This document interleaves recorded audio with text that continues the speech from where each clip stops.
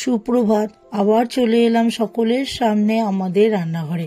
আজকে আমি তৈরি করে দেখাবো চিংড়ি মাছ দিয়ে মানকচু বাটা।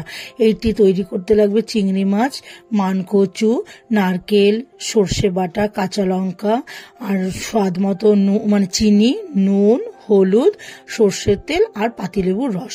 প্রথমে আমি কচুটাকে একটু গ্রেট করে নিয়ে রসটা চিপে নিয়েছি, তাহলে গলা ধরার ব্যাপারটা থাকবে না। আর এবার ওটা নারকেল, কাঁচা লঙ্কা, চিংড়ি মাছ দিয়ে ভালো করে বেটে নেব, তার সাথে সর্ষে বাটাটাও মিশিয়ে দেবো। এবার কড়াইতে একটু কালো জিরে ফোড়ন দেবো, তখন আমি মিক্স করে গেছি। কালো জিরে ফোড়ন দিয়ে বাটাটা দিয়ে দেবো। এবার নুন, হলুদ, স্বাদ মতো একটু চিনি দিয়ে ভালো করে নাড়াচাড়া করবো। করতে করে যখন শুকিয়ে আসবে তখন পাতিলেবুর রস আর কাঁচা সর্ষের তেল দিয়ে ভালো করে নাড়িয়ে চাড়িয়ে নামিয়ে নেব। তাহলেই তৈরি হয়ে যাবে আমার বাটা।